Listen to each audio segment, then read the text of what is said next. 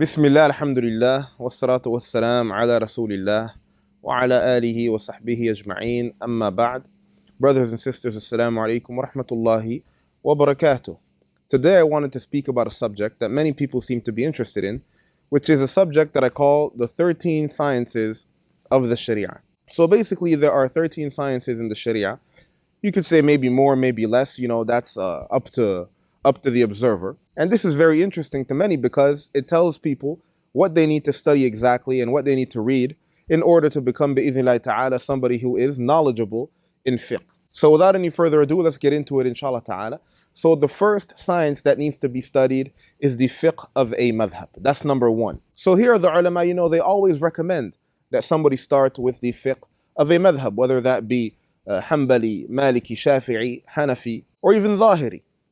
Even though that can be debated, but the ulama, they recommend that everybody start, if they want to start in fiqh, everybody start with the fiqh of one madhab, and they can expand later on bi'idhnillahi ta'ala. Of course, here everybody has to look at their madhab and study the books of the madhab, and they need to take the route that the madhab or their teacher recommends in terms of the madhab. Number two is comparative fiqh. So once somebody has knowledge of a madhab, he can start expanding into comparative fiqh, meaning he can start looking at and studying other madhahib and their opinions, differences of opinions, and so on.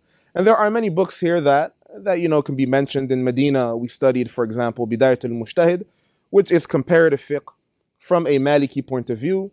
Somebody can also read and study Al-Mughni, which is comparative fiqh from a Hanbali point of view, or Al-Majmu' by An-Nawawi, which is from the Shafi'i point of view. So that's definitely something that the student of knowledge needs knowledge of and needs to read about. Number three is Adillatul Ahkam, meaning the evidences for the rulings. So here we mention ahadith and so on, ayat. What are the ahadith and ayat that are evidences for fiqh rulings? You have many ahadith that don't speak about fiqh, that are about aqidah, or something else, the end of times, or about spirituality.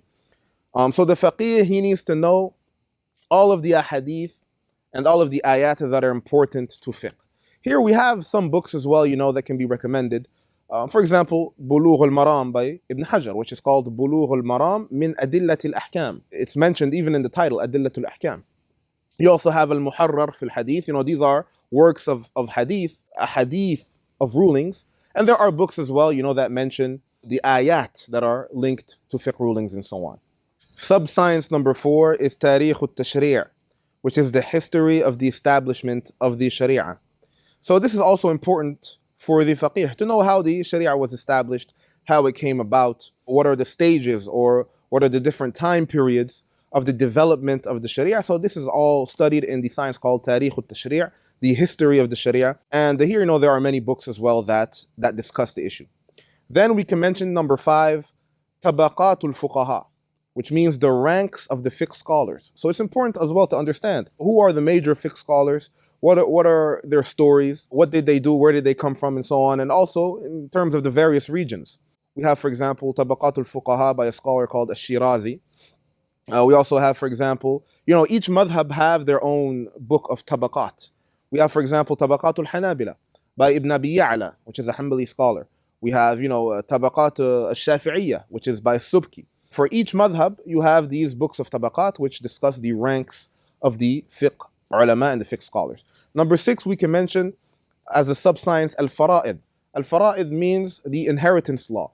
So this is obviously crucial for any student of knowledge, especially in terms of fiqh, and any scholar of fiqh to have basic knowledge of al-fara'id. And you have many books. The main book that we can mention here, the main matan is, or rather another, to be honest, is called Al-Rahbiyya, and this is the most famous.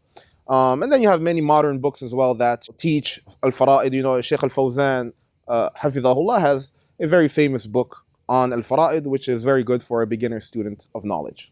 Number 7 that we can mention is a sub-science called An-Nawazil, which are contemporary fiqh issues. And this has existed throughout Islamic history. For example, you have classical books on the issue of contemporary masail, for example, by As-Samarqandi, And you have even modern, and this is obviously in modern times, this is very important to study contemporary issues. And you have modern ulama who research this, such as al-Lajna al-Da'ima, and so on. After this, as number 8, we can mention al-Qada.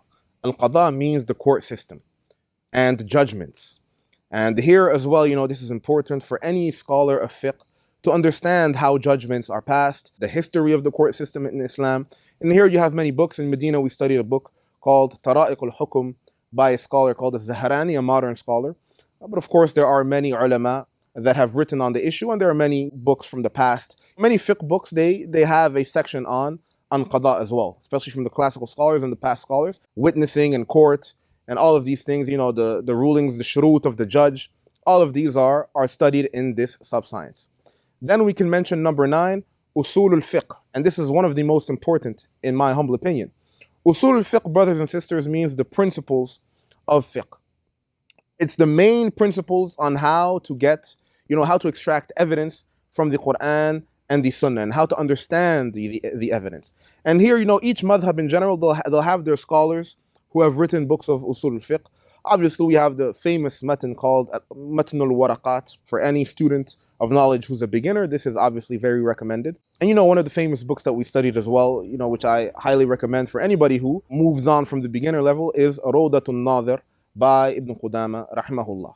After that, we can mention number 10, which is the science of al-Qawa'id al-Fiqhiyya. Al-Qawa'id al-Fiqhiyya, I've mentioned before, the difference between usul al-fiqh and al-Qawa'id al-Fiqhiyya.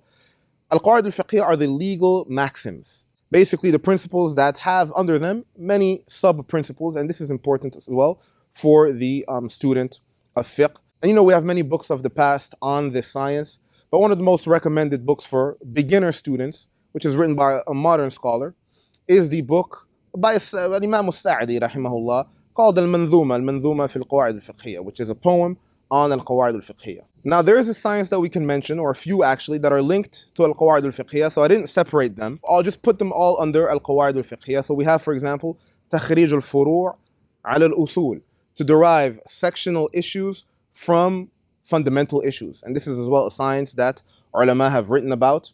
But in reality, this is very linked to al-Qawa'id al-Fiqhiyya, and we have classical works on the issue. Another science that is similar to this is al-Ashbahu wal-Nadha'ir. Issues that are similar but have different rulings, or issues that are similar and have the same rulings. And all of that has to be studied. And in reality, once again, you can all put this under the umbrella of al-Qawa'id al-Fiqhiyya. And many classical scholars, again, have written about this. You have a famous book by as-Suyuti and other ulama on this topic. Number 11 is a science called Adab al-Khilaf wal-Munadhara wal-Bahth. And this is really just a science about the behaviors and the manners that one must have when debating khilaf, when doing research, and when having discussions with other people of knowledge and so on. There are manners that are linked to that. And unfortunately, a lot of people, for example, they think they have a lot of knowledge of the Shariah and the fiqh, but then they'll be missing a fundamental point, which is good manners, the adab that goes along with it. Number 12, bi'idhnillahi ta'ala, is maqasid al-Sharia, the objectives of the Sharia. And these are the objectives, the wisdoms behind the Sharia. Why do we do this? Why do we pray? Why is alcohol haram? Why is marriage mustahab? And so on and so forth. All of these are studied in the science of al-Maqasid al-Sharia. So from the classical works, we have, for example, Al-Muwafaqat by Shatibi. We have Qawa'id al-Ahkam fi Masalih al-Anam by Al-Izz ibn Abd al-Salam. We have, for example, I'lam al-Muwaqqi'in or A'lam al-Muwaqqi'in by Ibn Qayyim. And we have, from the later scholars, Maqasid al-Islamiyya or Al-Maqasid al-Sharia al-Islamiyya by Ibn Ashur. So this is a very important science as well, very linked to al-Qawa'id al-Fiqhiyya as well. And you'll find, brothers and sisters, that all these sciences are interlinked and intertwined. The final one, and number 13, is as-Siyasatu al-Shari'iyya, which is basically, or translates basically to Islamic politics, or politics in Islam. And here, if I were to recommend any book, obviously there are many books on the issue, but if I were to recommend one book, I would recommend the book by none other than Ibn Taymiyyah, rahimahullah, Shaykh al-Islam, Ibn Taymiyyah, rahmatullahi alayhi. So this is a summary of the 13 sciences of the Sharia. Like I said, brothers and sisters, you could maybe make it less, maybe make it, more. It depends on how you categorize things. I decided to categorize into 13. I used to believe before that it was more like 14 or 15, but I kind of compacted it into 13.